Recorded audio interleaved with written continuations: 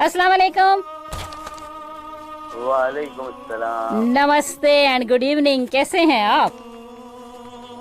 बिल्कुल अच्छा हूँ। आपने मुझे और भी अच्छा कर दिया। रियली अभी तो मैंने किया ही नहीं। आपने नहीं, आपने इतनी ज्यादा तारीफ कर दी, मुझे तो पता ही नहीं था कि मुझ में इतनी खूबियां हैं। ये देखे ना, ये सुनने वालों को पता है ना, आपके चाहने वाले दुनिया भर से कितनी देर से इंटरेक्ट, आधे घंटे से आपके मुंतजिर हैं।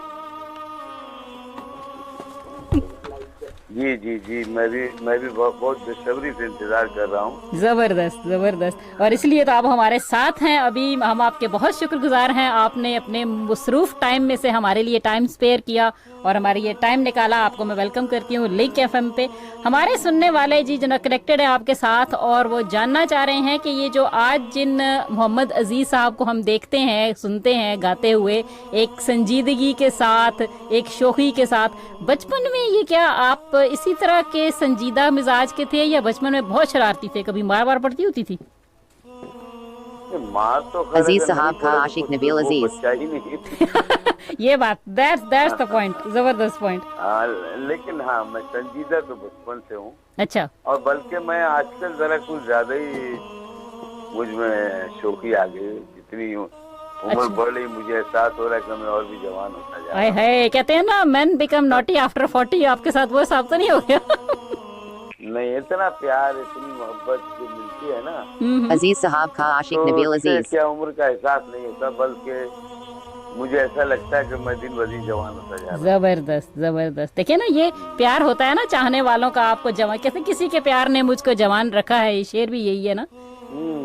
बिल्कुल बिल्कुल। तो वो चीज उसने आपको जवान रखा। आपने वैसे जो गायकी का आपका जो आगाज था, आपको कुछ बाकायदा याद है कि फर्स्ट जो आपने सॉन्ग गाया बाकायदा तौर पर कब और कितनी उम्र में गाया होगा?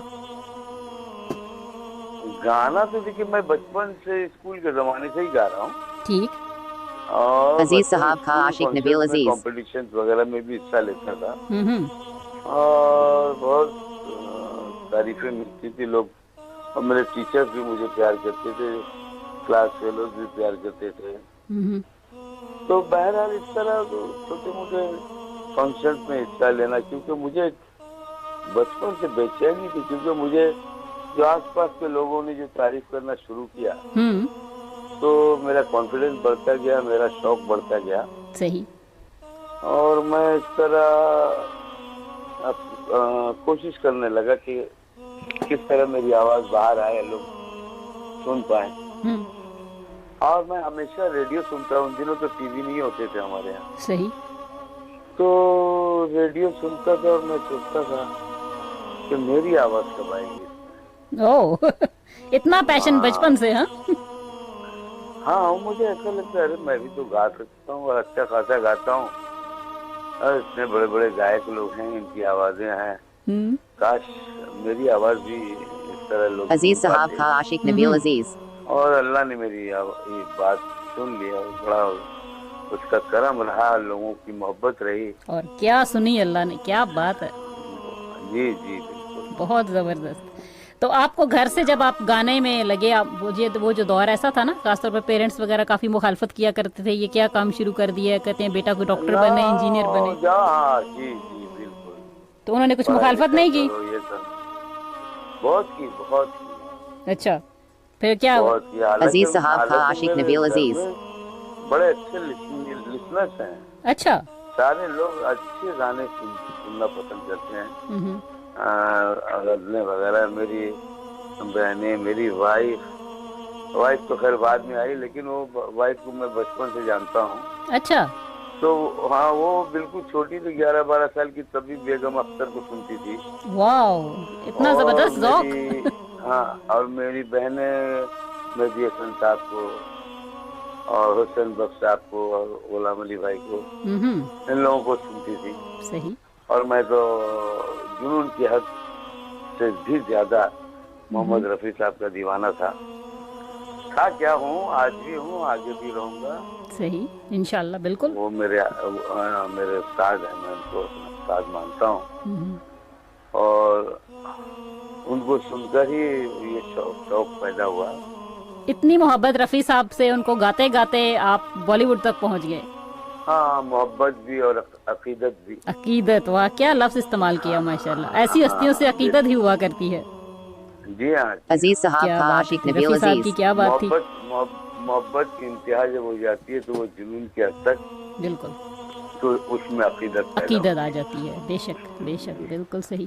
तो आपने मोहम्मद रफ़ी साहब को गाते गाते, आपका आगाज स्टेज से रहा था। पहले तो आप स्टेज पे गाते रहे ना, आपने काफी कॉन्सर्ट वगैरह करते थे, आप प्रोग्राम्स करते थे। हाँ, मैं रफी साहब के इंतकाल के बाद मैं बहुत फ्रस्ट्रेशन में आ गया था। अच्छा। मुझे समझ में नहीं आ रहा था कि अब मेरा क्या होगा। मैं क्या करूंगा, मैं क्या गाऊंगा, पुराने गाने कब तक गाऊंगा, लोग मुझे सराहेंगे नहीं सराहेंगे, कैसे चलेगा। सही। तो फिर एक अंदर से जैसे महसूस हुआ कि नहीं, मुझे बॉम्बे जाना चाहिए। फिर जब तक तो मेरा काफी नाम हो चुका था मेरे अपने स्टेट में, बंगाल में। मैं बंगाल का रहने वाला हूँ, वेस्ट बंगाल का, कलकत्ते का। तो वहाँ काफी नाम हो चुका था, लेकिन मेरी प्यास जो वो बढ़ती जा रही थी। मैंने मेरी वालिदा, मेरे भाई बहन, मेरे वालिद साहब, अजीज साहब का आशिक नबील अजीज। भाई ये तो काफी नाम कमा चुका और अच्छा गाने लगा है, लोग तारीफें करते हैं, तो इसको इसके हाल पे छोड़ दो। जबरदस्त। अच्छा। हाँ, तो फिर मैंने इजाजत ली और मैं बॉम्बे आ गया। सही। तो इजाजत मिल गई फिर आराम से, लड़ाई वड़ाई करनी पड़ी? नहीं, लड़ाई नहीं, मैं जिम्मेदार था अपने घर का। माशाल्लाह। सही। अपने माँ बाप, भाई बहनों की बाकायदा एक अच्छे बच्चे की तरह, अच्छे भाई बहन की तरह सही, उन लोगों की देखभाल करता था। बहुत अच्छे, बहुत अच्छे। हाँ, बहुत अच्छे। तो जब मुंबई में आपकी हुई, अच्छा ये तो आपकी स्टोरी तो साथ साथ चलेगी प्रोग्राम में, जो जानने वाले हैं वो मुंतजिर हैं, उनके पास कुछ फरमाइशें हैं। मेरा ख्याल है कि उन लोगों के, कुछ लोगों के बड़ी देर से उन्होंने मैसेज किए हैं, मैं उनके पैगामात आपके लिए शामिल कर दूं ताकि वो लोग उसके बाद आप उनके नाम आप तक पहुंच जाएं, और फिर उनकी फरमाइशें आप साथ साथ सुनाते जाइए, क्योंकि वो लोग लाइव सुनना बहुत कुछ चाहते हैं आपसे। जी सही। मतलब मुझे गाना पड़ेगा? ऑफ कोर्स, नो, मैं गाऊंगी क्या, आप नहीं गाएंगे तो? मैं तो नहीं गाऊंगी ना, गाएंगे तो आप। ये क्या है कि गाना गाने के लिए एक माहौल, एक मूड, कुछ म्यूजिशियंस, एक साउंड सिस्टम, ये तो है। अजीज साहब का आशिक नबील अजीज। लेकिन मेरे ख्याल में हमारे लिए आपकी आवाज ही काफी है। देखिए, मैं कोशिश करूंगा। जरूर। ठीक है, लोगों के जो नाम है मैं आप तक पहुंचा दूं, जो आपको सलाम दुआ भी कह रहे हैं, और आपके लिए बहुत सारी बेस्ट विशेस हैं उन लोगों की, और फरमाइशें हैं, और कुछ क्वेश्चन भी हम साथ साथ करेंगे। जी जी, हमारे साथ जी पाकिस्तान झेलम से मारिया रहमानी कौसर हैं, आपको बहुत बहुत सलाम भी कह रही हैं, और कह रही हैं कि अच्छा लग रहा है आपको सुनकर। नदीम शाह साहब हैं, ये भी पाकिस्तान से, लिखा नहीं कि ये कहाँ से हैं। सलमान आबिद साहब हैं हमारे साथ हैदराबाद दक्कन इंडिया से, आपके लिए बहुत ज़बरदस्त विशेस भेज रहे हैं, और कह रहे हैं कि आपकी कुछ गानों की फरमाइश भी उनकी है, ये भी मैं शामिल करूंगी। ताहिर हनफी साहब हैं पाकिस्तान से, वो भी आपके लिए हैं। गवस्कर दास दप्पन है पाकिस्तान से, और मोहम्मद असलम है। आबिद अली बेग साहब हैं लंदन से, हमारे साथ, खुद बड़े ब्रॉडकास्टर हैं ये। गवस्कर दास दप्पन साहब जी हैं, और हमारे साथ मुमताज़ अली मुमताज़ हैं, चौधरी शाकिर अली शाकिर हैं, सरदार गफ्फार हैं, और अफजाल बेग हैं। मलिक निसार अहमद हैं हमारे साथ। इनामुर रहमान खान है इंदौर इंडिया से, और हमारे साथ हैं मोहम्मद मजीद साहब, और हमारे साथ सलमान आबिद साहब तो हैं ही, ये हमारे साथ हैदराबाद दक्कन इंडिया से हैं। और मैं क्या कहूँ, मुझे इतनी खुशी हो रही कि मुझे इतना प्यार। अभी तो देखिए, अभी तो लोगों के बहुत सारे लोग बाकी हैं जिनका प्यार अभी बाकी। अभी देखिएगा आपके लिए क्या क्या क्वेश्चंस आ रहे हैं, जो सवाल भेज रखे हैं, जो फरमाइशें हैं। और आपके लिए जो हमारे साथ है अहमद पीरजादा, कह रहे हैं मुन्ना भाई एक गाना सुना दीजिए। देखिए, आपका नाम भी पता है उनको, निक नेम आपका। जी, आज जो बहुत ज्यादा करीब होते हैं ना, वही उनको निक नेम।